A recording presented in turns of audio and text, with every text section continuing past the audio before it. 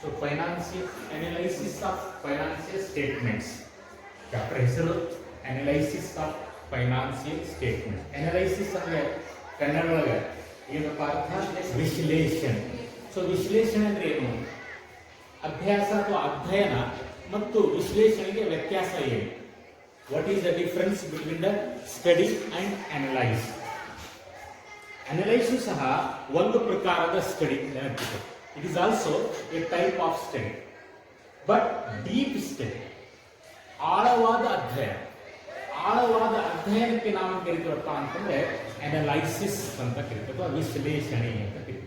So ಹೀಗಾಗಿ chapter ಹೆಸರು ಏನಪ್ಪ ಅಂತಂದ್ರೆ analysis of the financial statements. Financial statements ಅಥವಾ ಹಣಕಾಸಿನ ಕತ್ತೆಗಳು ಅಂತ ಕರಿತೀವಿ. ಕನ್ನಡದೊಳಗೆ ಹಣಕಾಸಿನ ಕತ್ತೆಗಳು ಅಂತ. ಸೊ ಪ್ರತಿಯೊಂದು ವ್ಯವಹಾರಿಕ ಸಂಸ್ಥೆ, ವಿಶೇಷವಾಗಿ ಕಂಪನಿಗಳು ವರ್ಷದ ಕೊನೆಯಲ್ಲಿ at the end of the year ಹಣಕಾಸಿನ ಕತ್ತೆಗಳನ್ನು ತಯಾರು ಮಾಡ್ತಾರೆ. ಹಣಕಾಸಿನ ಕತ್ತೆ ಅಂದರೆ ಫೈನಾನ್ಸಿಯಲ್ ಸ್ಟೇಟ್ಮೆಂಟ್ಸ್ಗಳನ್ನು ತಯಾರು ಮಾಡ್ತಾರೆ. ಅವು ಯಾವುವು? There are two important financial statements. ಇನ್ನೊಂದು ಐತಿ, ಅದು ಸೆಪರೇಟ್ ಚಾಪ್ಟರ್ ಒಳಗಿದೆ. ಸೊ ಇಂಪಾರ್ಟೆಂಟ್ ಯಾವ್ದಪ್ಪ ಅಂತಂದ್ರೆ ಒಂದೇದು statement of profit and loss. So ಇದನ್ನು ಯಾಕೆ ತಯಾರು ಮಾಡ್ತಾರೆ? To find out the operating result of the organisation. ತನ್ನ ಕಂಪನಿಯ ಕಾರ್ಯಾಚರಣೆಯ ಫಲಿತಾಂಶವನ್ನು ತಿಳ್ಕೊಳ್ಳೋ ಸಲುವಾಗಿ. ಉದಾಹರಣೆಗೆ ಇಡೀ ವರ್ಷ ನೀವು ಕಲಿತೀರಿ, ಆಮೇಲೆ ವರ್ಷದ ಕೊನೆಗೆ ನಾವು ಮಾಡ್ತೀವಿ, ನೀವು ಎಕ್ಸಾಮ್ ಅನ್ನು ಕಂಡಕ್ಟ್ ಮಾಡಿ. What is the purpose of conducting the exam? To find out the result of your study. ನೀವು ಇಡೀ ವರ್ಷ ಸ್ಟಡಿ ಮಾಡಿರಲ್ಲ, ಅದರ ರಿಸಲ್ಟ್ ಅನ್ನು ತಿಳ್ಕೊಳ್ಳೋ ಸಲುವಾಗಿ. ಸೊ ನಾವು ಎಕ್ಸಾಮ್ ಕಂಡಕ್ಟ್ ಮಾಡ್ತೀವಿ. ಸೊ ಅಲ್ಲಿ ಪಾಸು, ಫೇಲು, ಪರ್ಸೆಂಟೇಜ್ ಅಂದರೆ ಎಲ್ಲ first class, second class, distinction ಅಂತ ಯಾರು ಸರಿಯಾಗಿ ಚೆನ್ನಾಗಿ ಅಭ್ಯಾಸ ಮಾಡಿರ್ತಾರೋ ಅವರು ಡಿಸ್ಟಿಂಕ್ಷನ್ ಒಳಗೆ ಪಾಸ್ ಆಗ್ತಾರೆ. ಯಾರು ಅಭ್ಯಾಸ ಮಾಡಿರಲ್ಲ ಅವ್ರು ಫೇಲ್ ಆಗ್ತಾರೆ. ಸೊ ಅದೇ ರೀತಿಯಲ್ಲಿ ಪ್ರತಿಯೊಂದು ವ್ಯವಹಾರಿಕ ಸಂಸ್ಥೆಯು ವರ್ಷದ ಕೊನೆಗೆ ತನ್ನ ಕಾರ್ಯಾಚರಣೆಯ ಫಲಿತಾಂಶವನ್ನು ತಿಳ್ಕೋಬೇಕಾಗ್ತದೆ. ಸೊ ಅದಕ್ಕಾಗಿ ಪ್ರತಿಯೊಂದು ವ್ಯವಹಾರಿಕ ಸಂಸ್ಥೆಯು, ವಿಶೇಷವಾಗಿ ಕಂಪನಿಗಳು ವರ್ಷದ ಕೊನೆಗೆ ಒಂದು ಸ್ಟೇಟ್ಮೆಂಟ್ ಅನ್ನು ತಯಾರು ಮಾಡ್ತಾರೆ. ಸೊ ಅದಕ್ಕೆ ನಾವು ಕರಿತೀವಿ statement of the profit and loss ಅಂತ. ಮತ್ತೊಂದು ಸ್ಟೇಟ್ಮೆಂಟ್ ಅನ್ನು ತಯಾರು ಮಾಡ್ತಾರೆ. ಸೊ ಅದಕ್ಕೆ ನಾವು ಬ್ಯಾಲೆನ್ಸ್ ಶೀಟ್ ಅಂತ ಹೇಳ್ತೀವಿ. ಸ್ಟೇಟ್ಮೆಂಟ್ ಆಫ್ ಫೈನಾನ್ಸಿಯಲ್ ಪೊಸಿಷನ್ ಅಂತ ಹೇಳ್ತೀವಿ ಅಥವಾ ಬ್ಯಾಲೆನ್ಸ್ ಶೀಟ್ ಅಂತ ಹೇಳ್ತೀವಿ. ಇದನ್ನೇ ತಯಾರು ಮಾಡ್ತಾರಪ್ಪ ಅಂತಂದ್ರೆ to find out the financial position of a company. ಕಂಪನಿಯ ಫೈನಾನ್ಸಿಯಲ್ ಪೊಸಿಷನ್ ಅನ್ನು ತಿಳ್ಕೊಳ್ಳೋ. ಫೈನಾನ್ಸಿಯಲ್ ಪೊಸಿಷನ್ ಅಂದ್ರೆ ಏನು? ಕಂಪನಿಯ ಆಸ್ತಿಗಳು ಎಷ್ಟು, ಅದರೊಳಗೆ ಫಿಕ್ಸ್ಡ್ ಅಸೆಟ್ಸ್ ಎಷ್ಟು, ಆಮೇಲೆ ಅದರೊಳಗೆ ಮತ್ತು ಟ್ಯಾಂಜಿಬಲ್ ಅಸೆಟ್ಸ್ ಏನೇನು, ಇಂಟ್ಯಾಂಜಿಬಲ್ ಅಸೆಟ್ಸ್ ಏನು, ಕ್ಯಾಪಿಟಲ್ ವರ್ಕ್ ಇನ್ ಪ್ರೋಗ್ರೆಸ್ ಏನು, ಆಮೇಲೆ ನಾನ್ ಕರೆಂಟ್ ಇತರೆ ಅಸೆಟ್ಸ್ಗಳು ಏನು, ಕರೆಂಟ್ ಅಸೆಟ್ಸ್ಗಳು ಏನು, ಕ್ಯಾಪಿಟಲ್ ಎಷ್ಟು, ಆಮೇಲೆ ಹೊರಗಿನ ಜವಾಬ್ದಾರಿಗಳು ಎಷ್ಟು, ಅದಕ್ಕೆ ನಾವು ಕರಿತೀವಿ ಫೈನಾನ್ಸಿಯಲ್ ಪೊಸಿಷನ್ ಅಂತ. So to find out the financial position, to know the financial position of a company, every company prepare at the end of the year one statement which is called as a statement of position ಅಥವಾ ನಾವು balance sheet ಅಂತ ಕರೀತೀವಿ.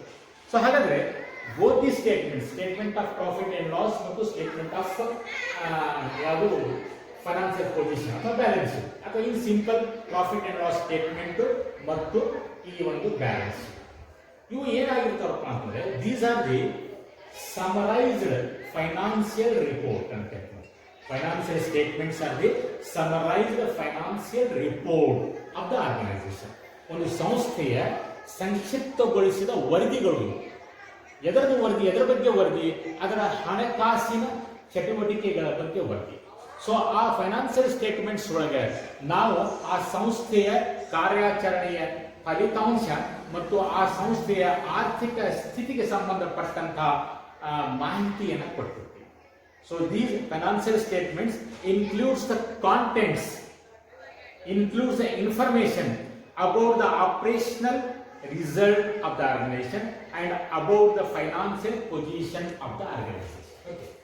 And these information, if analyzed properly, ಇವುಗಳನ್ನು ನಾವು ಸರಿಯಾಗಿ ವಿಶ್ಲೇಷಣೆ ಮಾಡಿದ್ರೆ, the contents of the financial position, if analyzed properly, then it becomes useful to the number of interested people. Those who are interested in the company, ಯಾರಿಗೆ ಕಂಪನಿಯಲ್ಲಿ ಅಥವಾ ವ್ಯವಹಾರಿಕ ಸಂಸ್ಥೆಯಲ್ಲಿ ಅಭಿರುಚಿ ಇದೆಯೋ ಅವರಿಗೆ ಬಹಳಷ್ಟು ಉಪಯೋಗವಾಗುತ್ತದೆ. ಸೊ ಅದಕ್ಕಾಗಿ ಈ ಒಂದು ಕಾಂಟೆಂಟ್ಸ್ ಆಫ್ ದ ಫೈನಾನ್ಷಿಯಲ್ ಸ್ಟೇಟ್ಮೆಂಟ್ಸ್ಗಳನ್ನು ನಾವು ಮಾಡ್ತೀವಿ, ಅನಲೈಸ್ ಮಾಡ್ತೀವಿ ಅಥವಾ ವಿಶ್ಲೇಷಣೆ ಮಾಡ್ತೀವಿ. ಸೊ ಮತ್ತು ನಾವು ಹಿಂದಿನ ಕ್ಲಾಸ್ ಒಳಗೆ ನೋಡಿದ್ವಿ, ಅನಲೈಸಿಸ್ ಇನ್ಕ್ಲೂಡ್ಸ್ ಟೂ ಥಿಂಗ್ಸ್ ಅಂತೇಳಿ. ಒಂದೇದು ಅನಲೈಸಿಸ್ ಆಫ್ ದ ಡಾಟಾ ಆಮೇಲೆ ಇಂಟರ್ಪ್ರಿಟೇಷನ್ ಆಫ್ ದಿ ಡಾಟಾ ಅಂತ.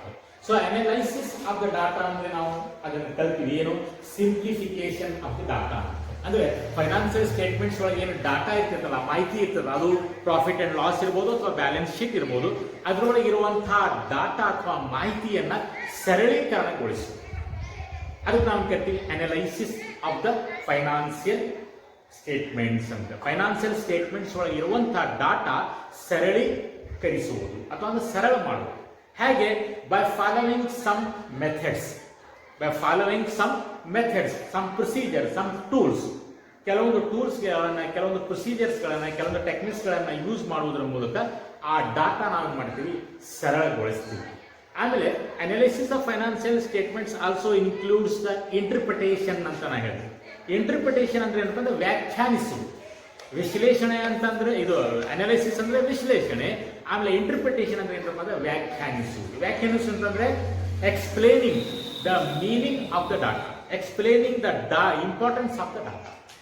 ಸೊ ಈ ಎರಡು ಒಂದಕ್ಕೊಂದು ಪೂರಕವಾಗಿದೆ ಅಂತ ನಾವು ಹಿಂದಿನ ಕ್ಲಾಸ್ ಒಳಗೆ ಕಲ್ತಿದ್ವಿ. ಅಂದ್ರೆ ನೀವು ಫೈನಾನ್ಷಿಯಲ್ ಡಾಟಾ, ಆ ಫೈನಾನ್ಷಿಯಲ್ ಸ್ಟೇಟ್ಮೆಂಟ್ಸ್ಗಳನ್ನ ಅನಲೈಸ್ ಮಾಡಿದ ನಂತರ ಮಾತ್ರ ನೀವು ಇಂಟರ್ಪ್ರಿಟ್ ಮಾಡಬಹುದು. ಇಂಟರ್ಪ್ರಿಟ್ ಮಾಡಬೇಕಾದ್ರೆ ಅದು ಅನಲೈಸ್ ಮಾಡಲೇಬೇಕು. ಇಫ್ ಸಪೋಸ್ ನೀವು ಅನಲೈಸ್ ಮಾಡಿದ್ರೆ ಅದನ್ನ ಇಂಟರ್ಪ್ರಿಟ್ ಮಾಡಿಲ್ಲ, ವ್ಯಾಖ್ಯಾನಿಸಲಿಲ್ಲ, ಅದನ್ನ ವಿವರಿಸಲಿಲ್ಲ ಅಂತಂದ್ರೆ then there is no use of the analysis. So therefore it is said both are comparative to each other ಅಂತ ನಾವು ಕಲ್ತೀವಿ.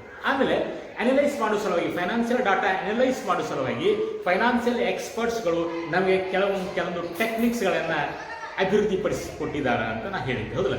ಯಾವ್ಯಾವ್ದು ಅದರೊಳಗೆ? ಮೊದಲನೇದು ಕಂಪೇರಿಟಿವ್ ಸ್ಟೇಟ್ಮೆಂಟ್ಸ್, ಎರಡನೇದು ಕಾಮನ್ ಸೈಜ್ ಸ್ಟೇಟ್ಮೆಂಟ್, ಮೂರನೇದು ಟ್ರೆಂಡ್ ಅನಾಲಿಸಿಸ್, ನಾಲ್ಕನೇದು ರೇಷಿಯೋ ಅನಾಲಿಸಿಸ್, ಐದನೇದು ಕ್ಯಾಶ್ ಫ್ಲೋ ಅನಾಲಿಸಿಸ್ ಅಂತ. ಈಗ ನೀವು ಈ ಚಾಪ್ಟರ್ ಒಳಗೆ ಕಲಿಬೇಕಾಗಿದ್ದು ಕಂಪೇರೇಟಿವ್ ಸ್ಟೇಟ್ಮೆಂಟು ಮತ್ತು ಕಾಮನ್ ಸೈಜ್ ಸ್ಟೇಟ್ಮೆಂಟ್. ಇದ್ರ ಮೇಲೆ ನಿಮಗೆ ವಾರ್ಷಿಕ ಪರೀಕ್ಷೆ ಒಳಗೆ 12 ಮಾರ್ಕ್ಸ್ ಪ್ರಶ್ನೆಯನ್ನು ಕೇಳ್ತಾನೆ. ವಾರ್ಷಿಕ ಪರೀಕ್ಷೆ ಒಳಗೆ 12 ಮಾರ್ಕ್ಸ್ ಪ್ರಶ್ನೆಯನ್ನು ಕೇಳ್ತಾನೆ.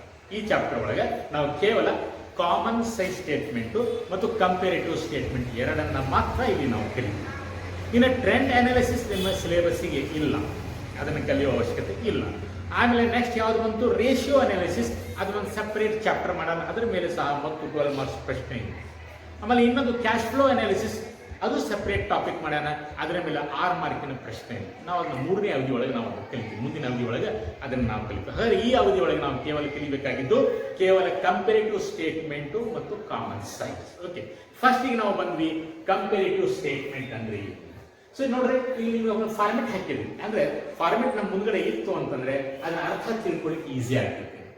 Comparative statement of profit and loss for the year ended 31st March 2016 and 17 ಅಂದ್ರೆ ಅರ್ಥ ಏನು? 2 ವರ್ಷದ ಡಾಟಾ ನಾವು ಇಲ್ಲಿ ಕಂಪೇರ್ ಮಾಡ್ತಾ ಇದ್ದೀವಿ. ನಾನು ನಿಮ್ಗೆ ಹಿಂದಿನ ಕ್ಲಾಸ್ ಒಳಗೆ ಉದಾಹರಣೆ ಕೊಟ್ಟಿದ್ದೆ.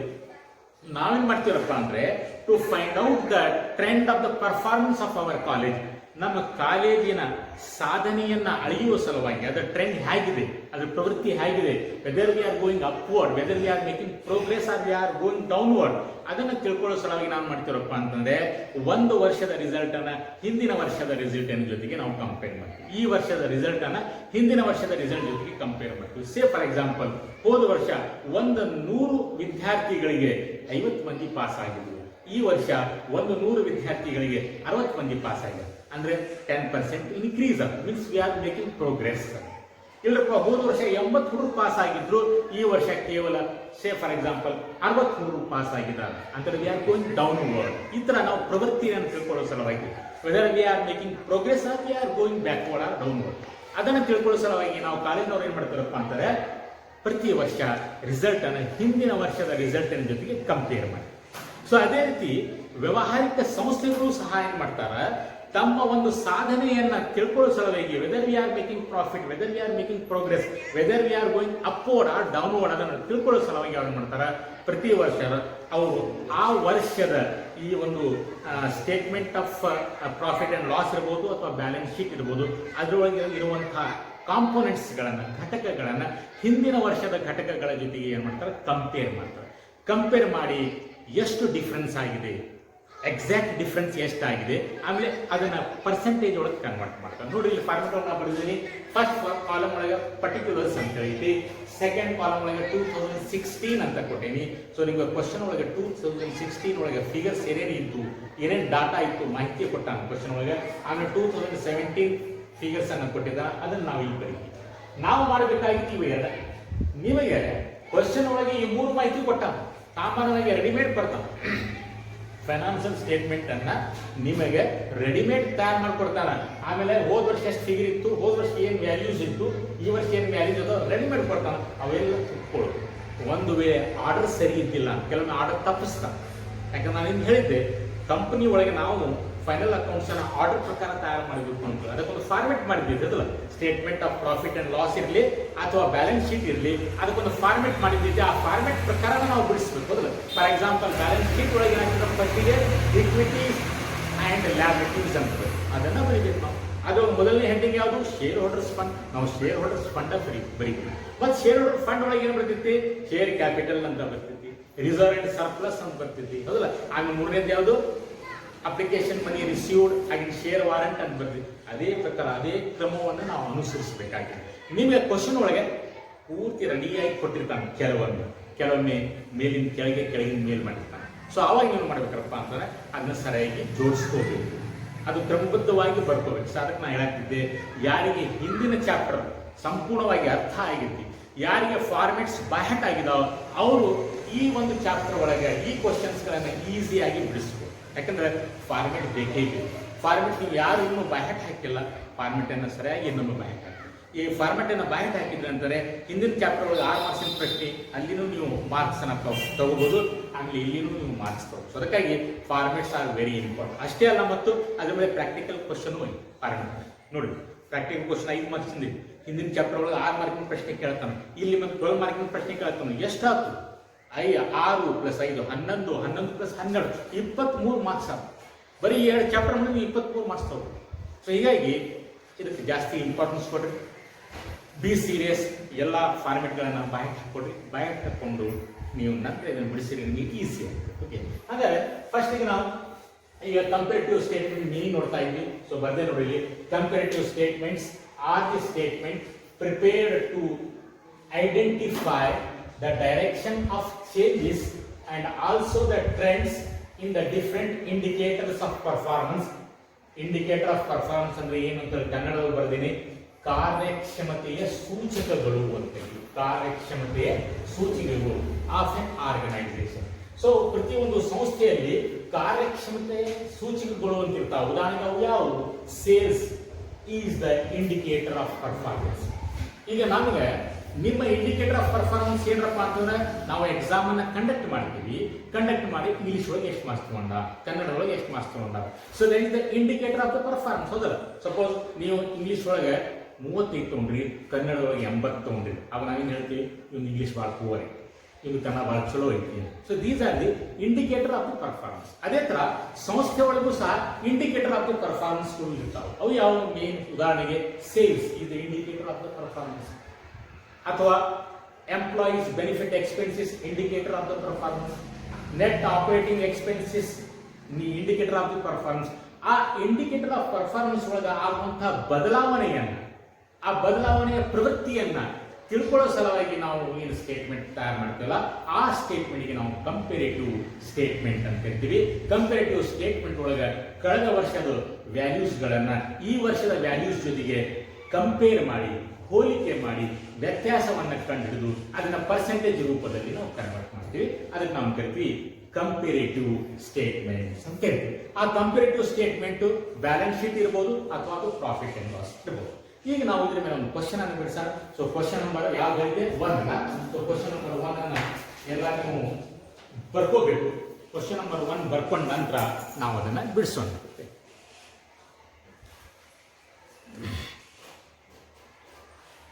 ಯಾರು ಬರ್ಕೊಂಡಿಲ್ಲ ಅಷ್ಟು ಜಾಗ ಬಿಡ್ರಿ. ಆಮೇಲೆ ಈ ಫಾರ್ಮೆಟ್ ಅನ್ನು ಹಾಕೊಳ್ಳಿ. ಫಸ್ಟ್ ಕ್ವಶನ್ ನೋಡ್ರಿ, ಕ್ವಶನ್ ಬ್ಯಾಂಕ್ ಒಳಗೆ ಕ್ವಶನ್ ನೋಡ್ರಿ. ಏನ್ ಹೇಳ್ತಾ ಇದ್ದಾರೆ ನೋಡ್ರಿ, 12 ಮಾರ್ಕ್ಸ್ ಕ್ವಶನ್ ಸೆಕ್ಷನ್ ಡಿ ಒಳಗೆ 12 ಮಾರ್ಕ್ಸ್ ಕ್ವಶನ್ ಬರ್ತಿದೆ ಇದರ ಮೇಲೆ problem on comparative income statement ಅಂತ ನೋಡ್ರಿ ಸ್ಟೇಟ್ಮೆಂಟ್ ಆಫ್ ಪ್ರಾಫಿಟ್ ಅಂಡ್ ಲಾಸಿಗೆ ಇನ್ಕಮ್ ಸ್ಟೇಟ್ಮೆಂಟ್ ಅಂತ ಕರೀತಾರೆ ರಾಜು ಮತ್ತು ಅರುಣ್ ಈ ಕಡೆ lecture comparative income statement profit and loss ಸ್ಟೇಟ್ಮೆಂಟ್ಗೆ ಇನ್ಕಮ್ ಸ್ಟೇಟ್ಮೆಂಟ್ ಅಂತ ಕರೀತಾರೆ ಓಕೆ ಅಂದ್ರೆ ಕಂಪೇರಿಟಿವ್ ಇನ್ಕಮ್ ಸ್ಟೇಟ್ಮೆಂಟ್ ಅಥವಾ comparative statement of profit and loss 12 marks ಪ್ರಶ್ನೆಯನ್ನ ಯಾವ ರೀತಿ ಕೇಳ್ತಾರ ಅಂತ ಇಲ್ಲಿ ಒಂದು ಎಕ್ಸಾಂಪಲ್ ನಂಬರ್ 1 ಸೊ ಏನ್ ಹೇಳಿದಾನೆ from the following information of Sangavi company limited company ಹೆಸರು ಸಂಗವಿ ಕಂಪನಿ ಲಿಮಿಟೆಡ್ ಸೊ ಬರೀಬೇಕು ಹೆಸರು ಕಂಪನಿ ಹೆಸರು ಬರೀಬೇಕು Sangavi company limited so company ಹೆಸರು Sangavi company limited prepare a comparative income statement statement for the year ended 2016 and 17 ಅಂತ ಹೇಳ್ತಾರೆ ಇನ್ ಸೆಕ್ಷನ್ ಕೆಳಗಡೆ ಮಾಹಿತಿ ಏನು ಕೊಟ್ಟ ನೋಡ್ರಿ ಪರ್ಟಿಕ್ಯುಲರ್ಸ್ ಕಾಲಮ್ ಒಳಗೆ ರೆವೆನ್ಯೂ ಫ್ರಮ್ ಆಪರೇಷನ್ 2016 ಒಳಗೆ ಎಷ್ಟಿತ್ತು 7,25,000 ಇತ್ತು 2017 ಒಳಗೆ ಎಷ್ಟಿತ್ತು 8,15,000 ಅಂಡ್ ಲೆಸ್ ಸೇಲ್ಸ್ ರಿಟರ್ನ್ 16 ಒಳಗೆ 25,000 ಇತ್ತು 17 ಒಳಗೆ 15,000 ರೂಪಾಯಿ ಹಂಗಾರೆ ಅದನ್ನ ಲೆಸ್ ಮಾಡಿದ್ರೆ ನಾನು ಮಾಡಿದ ನಂತರ ಎಷ್ಟು ಬಂತು 7 ಲಕ್ಷ 8 ಲಕ್ಷ ಬಂತು ಅದರ ನಂತರ ಅದರ ರೆವೆನ್ಯೂ ಇನ್ಕಮ್ 1,200 ಅಂತ ಆಮೇಲೆ 8,000 ಅಂತ 8,000 ಮಾಡ್ಕೊಳ್ಳ ನಿಮ್ಮಲ್ಲಿ ಬೇರೆ ಫಿಗರ್ಸ್ 8,000 ಅಂತ ಸೊ ಅದನ್ನ ಆಡ್ ಮಾಡಿದ್ರೆ 7,01,200 16 ಒಳಗಾತು 17 ಒಳಗೆ 8,08,000 ಆಯಿತು ಆಮೇಲೆ ಟೋಟಲ್ ರೆವೆನ್ಯೂ ಆದ ನಂತರ ಎಕ್ಸ್ಪೆನ್ಸಸ್ ಗಳನ್ನ ಲೆಸ್ ಮಾಡೋಣ less employees benefit expenses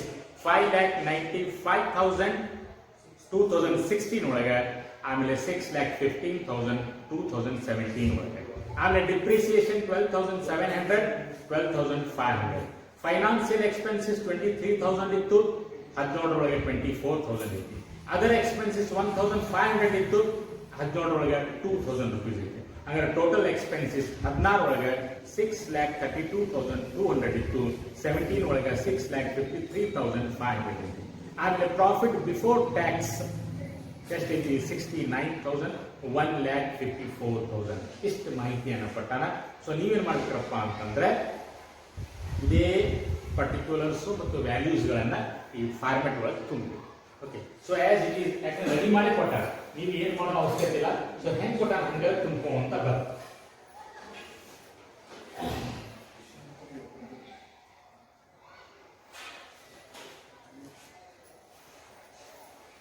first ಬರೀರಿ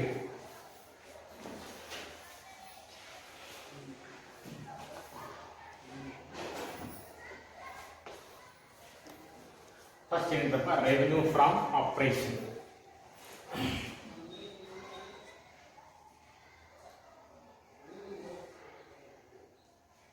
ಫಾರ್ಮೆಟ್ ಬೈ ಹೆಡ್ ಹಾಕಿ ನೀವು ಹಿಂದಿನ ಚಾಪ್ಟರ್ ಒಳಗೆ ಒಂದು 4-5 ಕ್ವಶನ್ ಬಿಡಿಸಿದ ನಂತರ ಯಾವ ಅವಶ್ಯಕತೆ ಐತಿ ಅದಷ್ಟ ಬರೀಲಿಕ್ಕೆ ಬರ್ತಿರ್ತೀವಿ ಇಲ್ಲಾಂದ್ರೆ ಪೂರ್ತಿ ಫಾರ್ಮೆಟ್ ಬರ್ಕೊಂಡು ಯಾವ ಫಿಗರ್ ಕೊಟ್ಟನ ಆ ಫಿಗರ್ ಅನ್ನ ತುಂಬಬೇಕು ಯಾವ ಫಿಗರ್ ಕೊಟ್ಟಿಲ್ಲ ಅದನ್ನ ಡ್ಯಾಶ್ ಹಾಕಬೇಕು ಅಂತ ನಾ ಹೇಳ್ತೀನಿ ಇದು ನಿಮ್ಗೆ ಬಿಟ್ಟು ಇಫ್ ಬಿಕಮ್ ಎಕ್ಸ್ಪರ್ಟ್ ನಿಮ್ಗೆ ಪ್ರಾಕ್ಟೀಸ್ ಆಯ್ತು ಎಕ್ಸ್ಪರ್ಟ್ ಆಯ್ತು ಅಂದ್ರೆ ಯಾವ ವ್ಯಾಲ್ಯೂಸ್ ಕೊಟ್ಟಿಲ್ಲ ಅದನ್ನು ಬರೆಯೋ ಅವಶ್ಯಕತೆ ಇಲ್ಲ ಟೈಮ್ ಹೋಯ್ತು ಮತ್ತೆ ಇಲ್ಲರಪ್ಪ ನಿಮ್ಗೆ ಇನ್ನೂ ಸ್ವಲ್ಪ ತಪ್ಪು ಅಂತ ಚಾನ್ಸಸ್ ಅದಾವ ಅಂತಂದ್ರೆ statement of profit and loss and bank ಹಾಕ್ರಿ ಅಂತ ಹೇಳ್ತಿಲ್ಲ ಪೂರ್ತಿ ಫಾರ್ಮೆಟ್ ಬರ್ಕೊಬೇಕು ಬರ್ಕೊಂಡು ಯಾವ ಫಿಗರ್ ಕೊಟ್ಟನ ಆ ಫಿಗರ್ ಬರೀಬೇಕು ಯಾವ್ದು ಕೊಟ್ಟಿಲ್ಲ ಅದಕ್ಕೆ ಡ್ಯಾಶ್ ಹಾಕಿ ಸೊ ಈಗ ನಾನು ಮಾಡೋಣ ಇಲ್ಲಿ ರೆಡಿ ಕೊಟ್ಟಾನ ಎಲ್ಲ ಬರ್ಕೊಳ್ಳೋದು ಬೇಡ ಎಷ್ಟು ಕೊಟ್ಟಾನ ಅಷ್ಟೇ ಬೇಡ okay so revenue from operation means is A net revenue ಅಂತ ತಿಳ್ಕೊಂಡು ಯಾಕಂದ್ರೆ ಗ್ರಾಸ್ ರೆವೆನ್ಯೂ ಕೊಟ್ಟಿಲ್ಲ is A net revenue format ಒಳಗೆ ನಾವು ಏನು ತೊಗೊಂತೀವಿ ಫಸ್ಟಿಗೆ ಇನ್ಕಮ್ ಅಂತ ಬರೀತೀವಿ ಇನ್ಕಮ್ ಅಂತ ಬರೋದು ಅಲ್ಲಿ ಏನ್ ಮಾಡ್ತೀವಿ ಗ್ರಾಸ್ ರೆವೆನ್ಯೂ ಫ್ರಮ್ ಆಪರೇಷನ್ ತಗೊಂತೀವಿ ಅದ್ರೊಳಗೆ ಲೆಸ್ ಎಕ್ಸೈಸ್ ಡ್ಯೂಟಿ ಮಾಡ್ತೀವಿ ನಂತರ ಏನು ಅಮೌಂಟ್ ಬರ್ತಲ್ಲ ಅದಕ್ಕೆ ನಾವು ಕರಿತೀವಿ ರೆವೆನ್ಯೂ ಫ್ರಮ್ ಆಪರೇಷನ್ ನೆಟ್ ಅಂತ ಕರಿತೀವಿ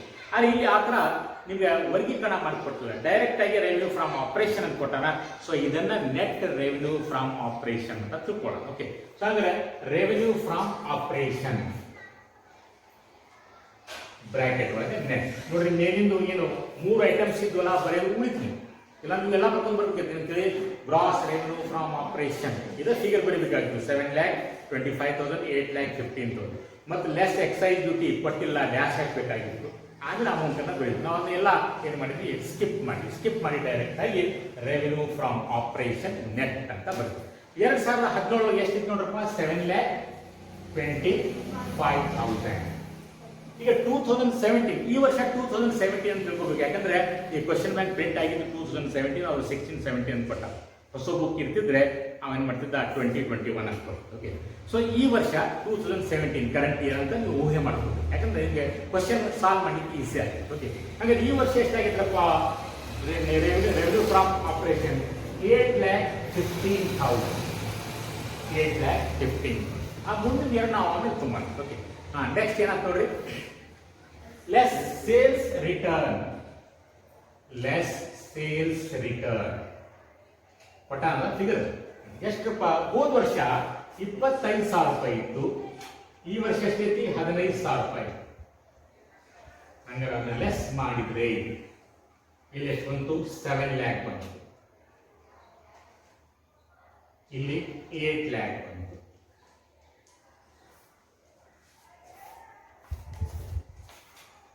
ಈ ನೆಟ್ ಅನ್ನ ಇಲ್ಲಿ ಬರೀ.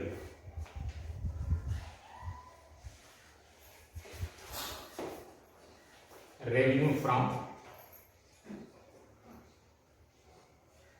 ಆಪರೇಷನ್ ನೆಟ್ ಅಂತ ಮಾಡಿ. ಓಕೆ, ಸೆಕೆಂಡ್ ಹೆಡಿಂಗ್ ಯಾವ ರೀತಿ, ಸ್ಟೇಟ್ಮೆಂಟ್ ಆಫ್ ಪ್ರಾಫಿಟ್ ಲಾಸ್ ಒಳಗೆ ಆಡ್ ಅದರ್ ಇನ್ಕಮ್ ಅಂತ ಹೇಳಿದ್ದಲ್ಲ.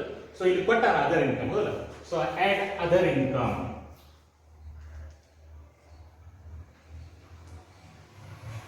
ಅದರ್ ಇನ್ಕಮ್ ಹೋದ ವರ್ಷ 2017 ಒಳಗೆ 1,200 ರೂಪಾಯಿ ಇತ್ತು, ಈ ವರ್ಷ ಎಷ್ಟೈತಿ 8,000 ರೂಪಾಯಿ ಐತಿ. 8,000 ರೂಪಾಯಿ. ಸೊ ಇದನ್ನ ಆಡ್ ಮಾಡಬೇಕು.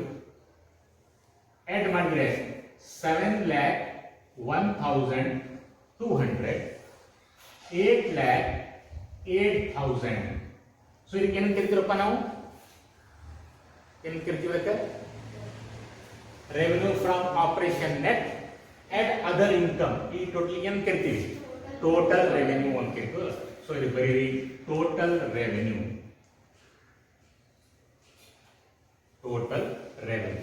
ಸೊ ಬ್ರಾಕೆಟ್ ಒಳಗೆ ಇದಕ್ಕೆ ಟಿ ಅಂತ ಕೊಡ. ಅಂದ್ರೆ ಕ್ವಶನ್ ಒಳಗೆ ರೆಡಿ ಮಾಡಿ ಕೊಟ್ಟ, ಕೆಲವು ಕೊಡೋದಿಲ್ಲ, ಹೆಚ್ಚಿ ಹಿಂದೆ ಮುಂದೆ ಮಾಡ್ತಾರೆ. ಕೆಳಗಿನ ಫಿಗರ್ಸ್ ಮ್ಯಾಲ ಹಾಕಿರ್ತಾನೆ, ಮ್ಯಾಗಿನ ಕೆಳಗೆ ಹಾಕಿರ್ತಾನೆ, ನಾವು ಅದನ್ನ ಅರೇಂಜ್ ಮಾಡ್ಕೊಡ್ಬೇಕು. ಓಕೆ, ಆಮೇಲೆ ಲೆಸ್ ಏನ್ರಿ, ಎಕ್ಸ್ಪೆನ್ಸಿಸ್. ಹೌದಲ್ಲ, ಲೆಸ್ ಎಕ್ಸ್ಪೆನ್ಸಿಸ್. ಫಸ್ಟ್ ಎಕ್ಸ್ಪೆನ್ಸಿಸ್ ಏನಿದ್ರಪ್ಪ ಹೇಳಿದ್ರು ನಾನು ಫಾರ್ಮೆಟ್ ಪ್ರಕಾರ ನೆನಪಿಟ್ಕೋ ಇಟ್ಕೋಬೇಕು. Format cost of material consume. ಇಲ್ಲಿ ಕೊಟ್ಟ ಕಾಸ್ಟ್ ಆಫ್ ಮೆಟೀರಿಯಲ್ ಕನ್ಸ್ಯೂಮ್ ಬರೀ ಅವಶ್ಯಕತೆ ಇಲ್ಲ, ಬರೀ ಸುಮ್ಮನೆ ಟೈಮ್ ವೇಸ್ಟ್. ಹೌದಲ್ಲ, ಬಿಟ್ಬಿಡು. ನಾನು ಹೇಳಿದ್ದೆ ಫಾರ್ಮೆಟ್ ನಿಮ್ಗೆ ಪರ್ಫೆಕ್ಟ್ ಆದ್ರೆ ಯಾವ್ದು ಬಿಡಬೇಕು ಯಾವ್ದು ಬಿಡಬೇಕು ಗೊತ್ತಾಗಿದೆ. First one. ಹೌದಲ್ಲ, ಸೆಕೆಂಡ್ ಏನು ಫಾರ್ಮೆಟ್ ಪ್ರಕಾರ ಪರ್ಚೇಸ್ ಆಫ್ ಗೂಡ್ಸ್. ಇಲ್ಲಿ ಕೊಟ್ಟ ನೋಡ್ರಿ, ಪರ್ಚೇಸ್ ಆಫ್ ಗೂಡ್ಸ್ ಇಲ್ಲ, ಕೊಟ್ಟಿಲ್ಲ. ಆಮೇಲೆ ಥರ್ಡ್ ಯಾವುದು, ಚೇಂಜಸ್ ಇನ್ ದ ಇನ್ವೆಂಟರಿ ಅಥವಾ ಇನ್ ದ ಸ್ಟಾಕ್. ಕೊಟ್ಟಾನ ಇಲ್ಲಿ, ಕೊಟ್ಟಿಲ್ಲ, ಬಿಡ್ರಿ. ನೆಕ್ಸ್ಟ್ ಎಂಪ್ಲಾಯೀಸ್ ಬೆನಿಫಿಟ್ ಎಕ್ಸ್ಪೆನ್ಸಸ್ ಕೊಟ್ಟಾನ. ಹೌದಲ್ಲ, ಸೊ ಅಂದ್ರೆ ಡೈರೆಕ್ಟ್ ಆಗಿ ನಾವು ಏನ್ ಮಾಡೋಣ, ಎಂಪ್ಲಾಯೀಸ್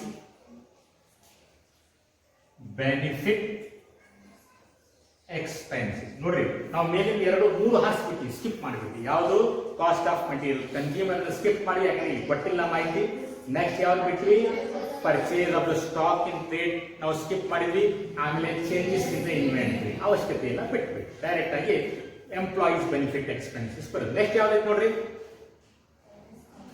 ನೆಕ್ಸ್ಟ್ ಯಾವ್ದು ಹೆಡ್ಡಿಂಗ್ ಫಾರ್ಮೆಟ್ ಪ್ರಕಾರ ಫೈನಾನ್ಸ್ ಕಾಸ್ಟ್. ಇದು ಕೊಟ್ಟಾನ. ಹೌದಾ, ಫೈನಾನ್ಸ್ ಕಾಸ್ಟ್ ಬದಲಾಗಿ ಏನಂತ ಕೊಟ್ಟಾನ, ಫೈನಾನ್ಷಿಯಲ್ ಎಕ್ಸ್ಪೆನ್ಸಸ್ ಅಂತ ಕೊಟ್ಟಾನ. ಹಂಗಾರೆ ನಂಬರ್ 2 ಫೈನಾನ್ಷಿಯಲ್ ಎಕ್ಸ್ಪೆನ್ಸಸ್.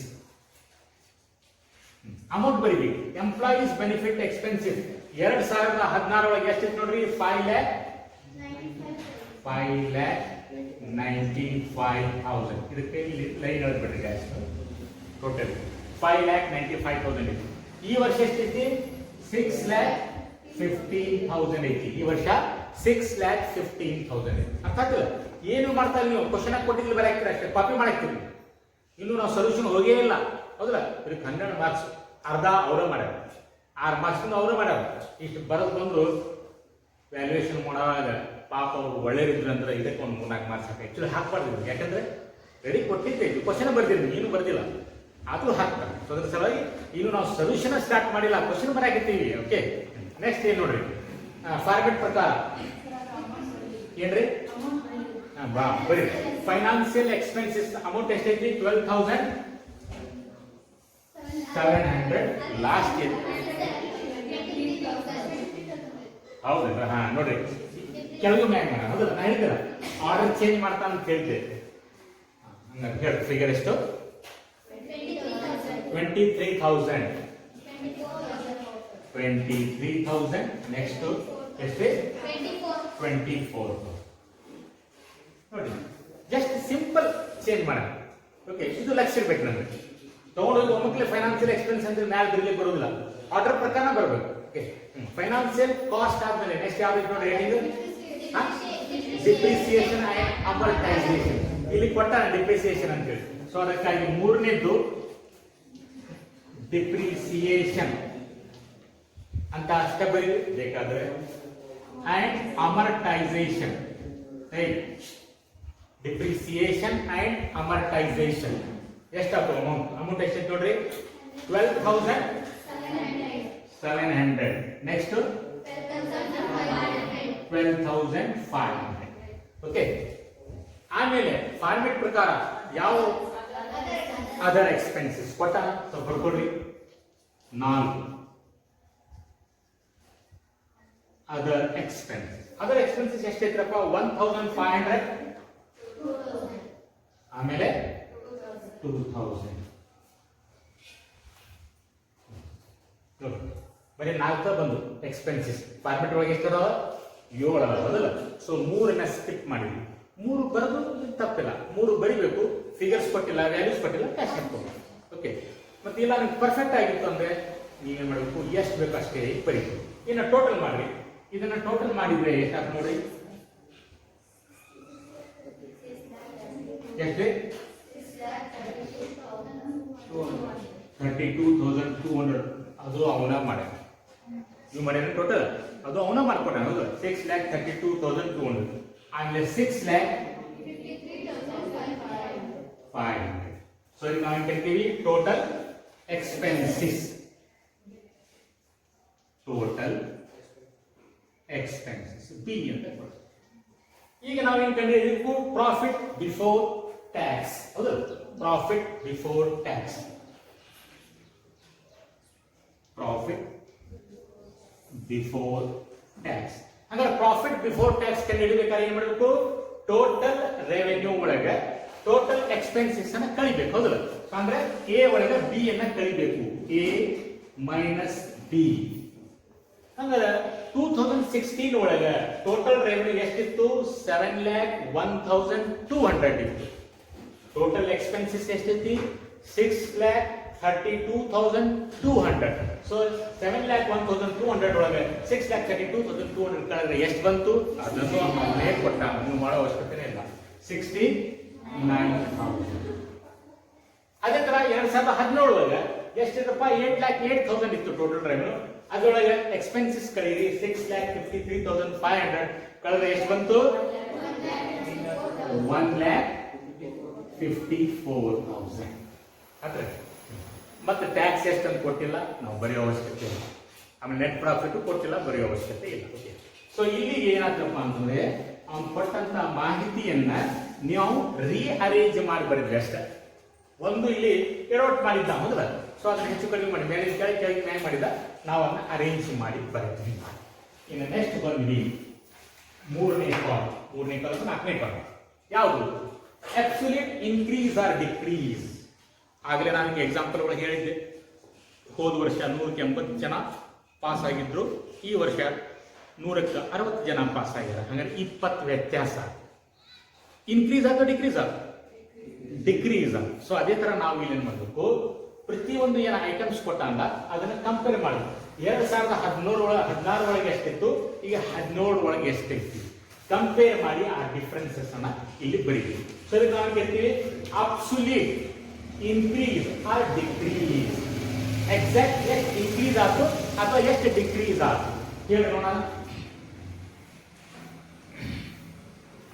815 ಇತ್ತದಲ್ಲ, 815 ಒಳಗ 7,25,000 ಹೋದ್ರೆ ಎಷ್ಟಾಯ್ತು? 19,000. ಎಷ್ಟು? 815 ಅದನ್ನ ಕಲ್ ತೋರಿಸ್ಬೇಕಪ್ಪ.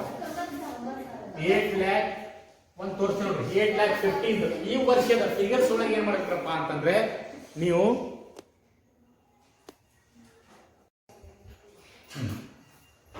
ಕಳೆದ ವರ್ಷ ಎಷ್ಟಿತ್ತು? 7,25,000. ಎಷ್ಟು ಅಂತ ನೋಡ್ರಿ? 90,000 ಕರೆಕ್ಟಾ? 90,000. ಹಾಗಾದ್ರೆ ಎಲ್ಲ ಫಿಗರ್ ಬರ್ಕೊಳ್ತಾ ಹೋಗಿ.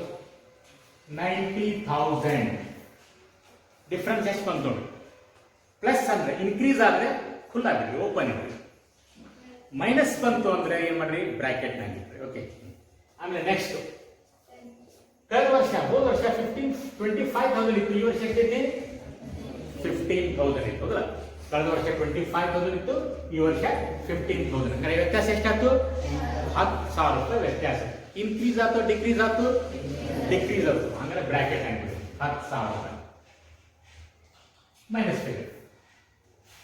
ಅದೇ ತರ ಕಳೆದ ವರ್ಷ 7 ಲಕ್ಷ ಇತ್ತು, ಈಗ 8 ಲಕ್ಷ ಇದೆ. ವ್ಯತ್ಯಾಸ ಎಷ್ಟು? 1 ಲಕ್ಷ. Plus minus? ಪ್ಲಸ್. ಅಂದ್ರೆ ಓಪನ್ ಬಿಟ್ಟು. ಆಮೇಲೆ ಅದರ್ ಇನ್ಕಮ್ ಹೋದ ವರ್ಷ 1,700 ಇತ್ತು, ಈಗ 8,000 ಇದೆ. ಅಂದ್ರೆ ಎಷ್ಟು ಬಂದ್ರಿ ವ್ಯತ್ಯಾಸ?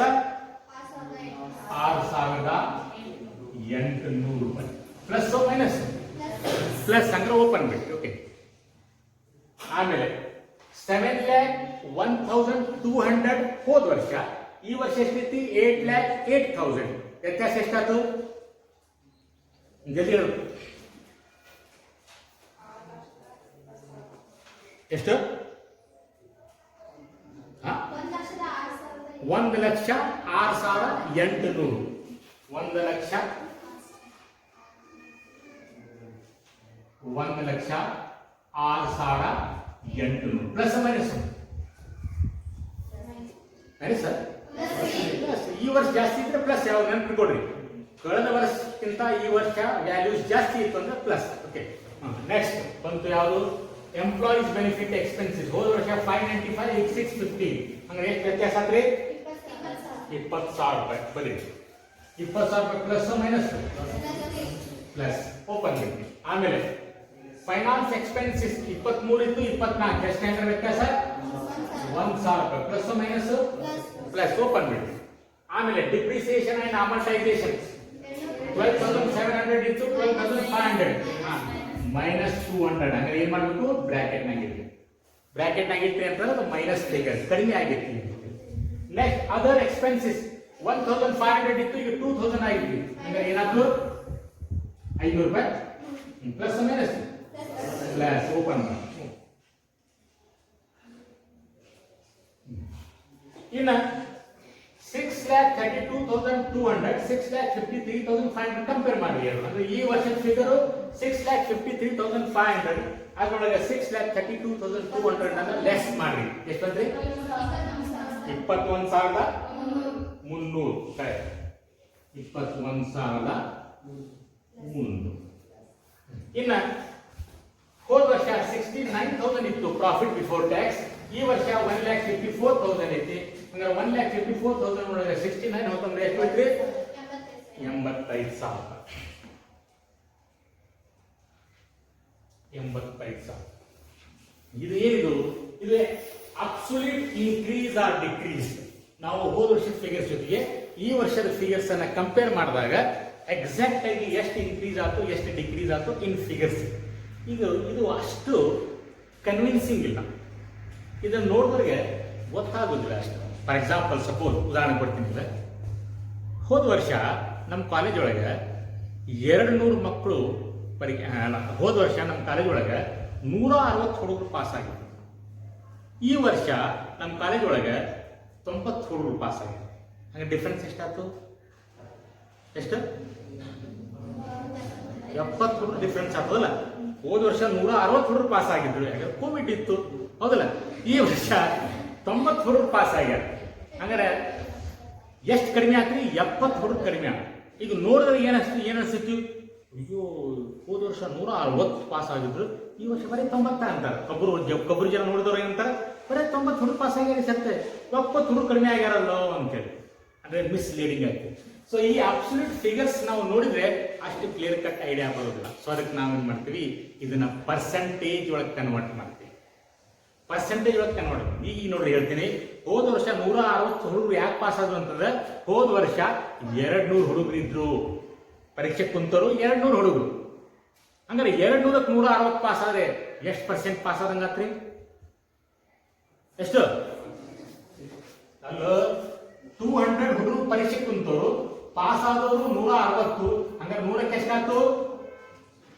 2 0 2 0 2 1 2 8 ಎಷ್ಟಾಯ್ತು? 80% ಆಯ್ತು. ಈ ವರ್ಷ ಪಾಸ್ ಆಗಿದ್ದ ಹುಡುಗರ ಸಂಖ್ಯೆ ಎಷ್ಟು? 90. ಆದ್ರೆ ಪರೀಕ್ಷೆ ಕುಂತರು ಎಷ್ಟು? 100 ಮಂದಿ. ಹಂಗಾರೆ ಇಂಟು 100 ಎಷ್ಟಾಯ್ತು ನೋಡ್ರಿ? ಎಷ್ಟಾಯ್ತು? 2 0 2 0 ಎಷ್ಟಾಯ್ತು? ಹಂಗಾರೆ ರಿಸಲ್ಟ್ ಈ ವರ್ಷ ಚಲೋ ಆಯ್ತು, ಹೋದ ಚಲೋ ಆಯ್ತು. ಅರ್ಥ ಆಗ್ತಿಲ್ಲ? ಸೊ ಈ ರೀತಿಯಾಗಿ ಈ ಅಬ್ಸಲ್ಯೂಟ್ ಫಿಗರ್ಸ್ ನೋಡಿದ್ರೆ ನಮ್ಗೆ ಎಕ್ಸಾಕ್ಟ್ ಕ್ಲಿಯರ್ ಕಟ್ ಐಡಿಯಾ ಸಿಗೋದಿಲ್ಲ.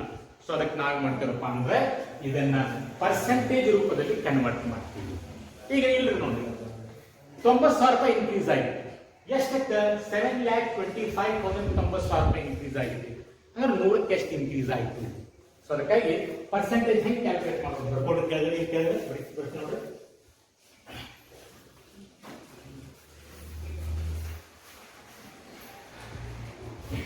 ಏನ್ ತಗೋಬೇಕು ನೋಡ್ರಿ,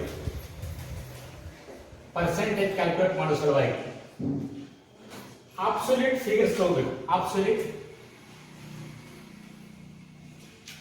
ಫಿಗರ್, ಅಬ್ಸಲ್ಯೂಟ್ ಫಿಗರ್ ಅಂದ್ರೆ ಎಷ್ಟನೇ ಕಾಲಮ್ ಒಳಗಿರೋದು? 4ನೇ ಕಾಲಮ್ ಒಳಗಿರೋದು. Column number 4 number, column number 4 absolute figure upon amount of first year. ಇದು ಫಸ್ಟ್ ಇಯರ್ ಯಾವ್ದು ಹೇಳೋಣ? 2016 ಹೌದಲ್ಲ? ಸೊ ಕಾಲಮ್ ನಂಬರ್ ಎಷ್ಟು ನೋಡಿದ್ದು? Column number 1 2 column number 2 into 100 into 100. Okay, ಈಗ ಪ್ರತಿಯೊಂದು ನಾವು ಕಂಪೇರ್ ಮಾಡ್ಕೊಂತ ಹೋಗೋದು. ಫಸ್ಟ್ ಯಾವ್ದು? ರೆವೆನ್ಯೂ ಫ್ರಮ್ ಆಪರೇಷನ್ ಪರ್ಸೆಂಟೇಜ್ ನೋಡಿ. ರೆವೆನ್ಯೂ ಫ್ರಮ್ ಆಪರೇಷನ್ ಪರ್ಸೆಂಟೇಜ್ ಎಲ್ಲ ಬರೆಯೋ ಅವಶ್ಯಕತೆ ಇಲ್ಲ, ನೀವು ಬಾಯಕ ಮಾಡಿ ಬರೀಬೋದಾ? ಈಗ ಹಂಗೆ ತೋರ್ಸಾಕ್ತೇವೆ. Revenue from operation is equal to, ಈಗ ಪರ್ಸೆಂಟೇಜ್ ಕಂಡು ಹಿಡಿಬೇಕು ಅದಲ್ಲ. ಫಸ್ಟ್ ಏನ್ ತಗೋಬೇಕು? Absolute figure. Revenue from operation absolute increase or decrease ಇಲ್ಲಿ ನೋಡಿ. ಮಾರ್ಕ್ಸ್ ಒಳಗೆ ಎಷ್ಟೈತಿ? 90,000 ರೂಪಾಯಿ. ಸೊ 90,000 ರೂಪಾಯಿ ಬರೀತು. ಅಪಾನ್ ಏನ್ ತಗೋಬೇಕು? ಅಮೌಂಟ್ ಆಫ್ ಫಸ್ಟ್ ಇಯರ್ ಎಷ್ಟಿತ್ತು? ಫಸ್ಟ್ ಇಯರ್ 7,25,000 7,25,000 ತಗೊಳ್ರಿ. ಇಂಟು ಎಷ್ಟು? 100. ಫೈಂಡ್ ಮಾಡಿ ಎಷ್ಟು ಬಂತು? ಎಷ್ಟು ಬಂತು? ಲೆಕ್ಕ ಮಾಡಿ ಜಲ್ದಿ ಫಾಸ್ಟ್. 90,000 upon 7,25,000 into 100. ಈಗ ಕ್ಯಾಲ್ಕುಲೇಟರ್ ಅಲಾವ್ ನಿಮ್ಮ ಪರೀಕ್ಷೆ ಒಳಗೆ ಹೋದಲ್ಲ. ಸೊ ಏನ್ ಮಾಡಬೇಕು? ಕ್ಯಾಲ್ಕುಲೇಟರ್ ಒಳಗೆ ಪಟಾಕ ನೀವು ಮಾಡಿ 90,000 ಮೊದಲು ಟೈಪ್ ಮಾಡಿ, ಪ್ರೆಸ್ ಮಾಡಿ, ಟೈಪ್ ಮಾಡಿ. ನಂತರ 7,25,000 ಅಪಾನ್ ಅಂದ್ರೆ ಡಿವೈಡ್ ಬೈ ಹೋದಲ್ಲ. ಸೊ ಡಿವೈಡೆಡ್ ಬೈ 7,25,000 into 100 ಮಾಡಿ. ಎಷ್ಟು ಬಂದ್ರಿ? 12 ಬೇಕು. ಮುಂದೆ 2 ಡಿಜಿಟ್ ಬರಬೇಕು. 4 1%. ಸೊ ಇದನ್ನ ಇಲ್ಲಿ ಬರೆಯಬೇಕು. 12.41%. 12.41%. ಅಂತಂದ್ರೆ ಅದೇ ತರ ಸೇಲ್ಸ್ ರಿಟರ್ನ್ ಮಾಡಿ. Sales return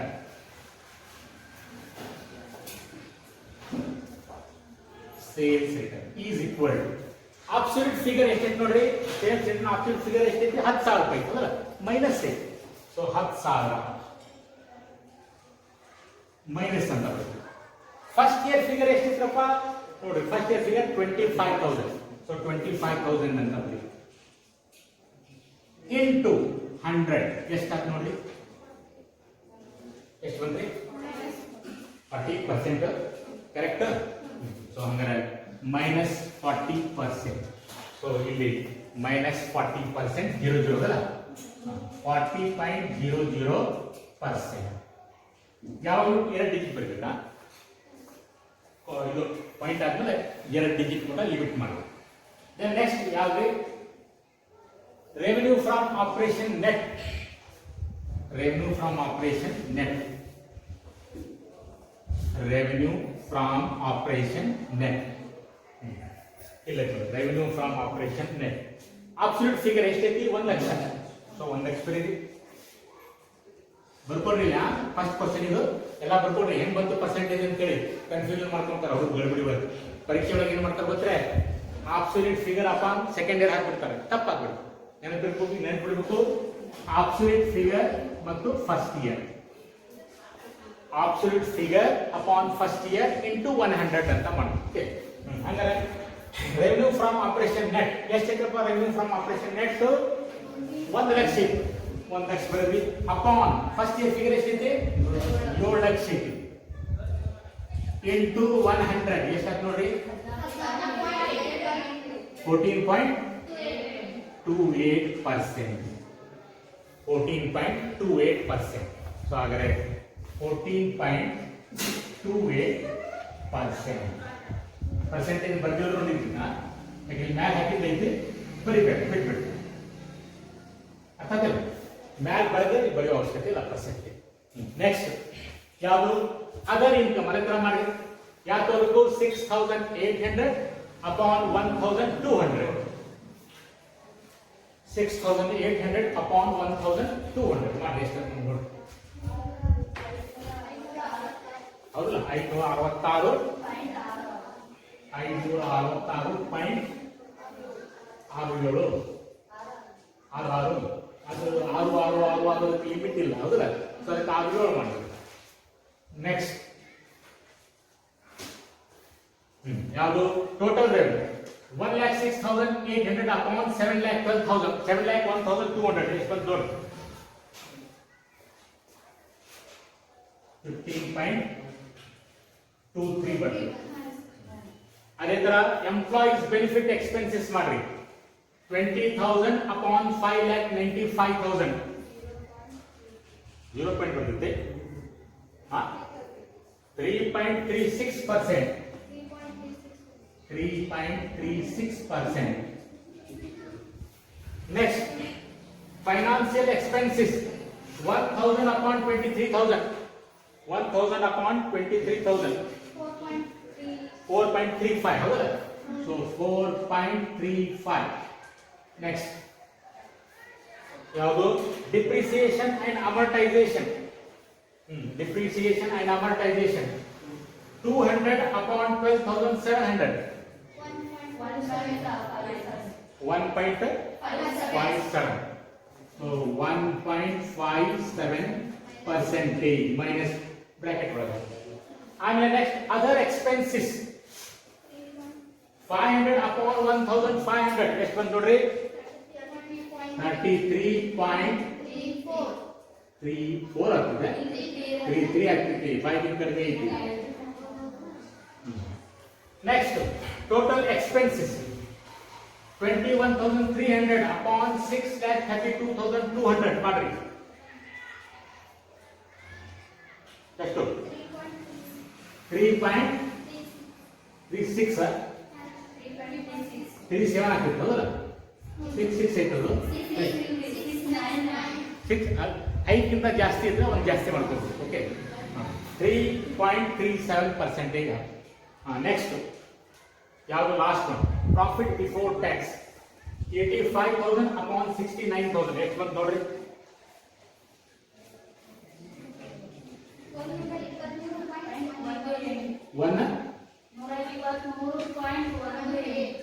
118. ಕರೆಕ್ಟ್ ನೋಡಿ, 123.91 ಅಂತ ಕೊಟ್ಟಾಗತ್ತಂದ್ರೆ ಎಷ್ಟು ಬರ್ತದೆ ಹೇಳ್ಬೇಕ, 123 9 ಕೊಟ್ಟಾಗ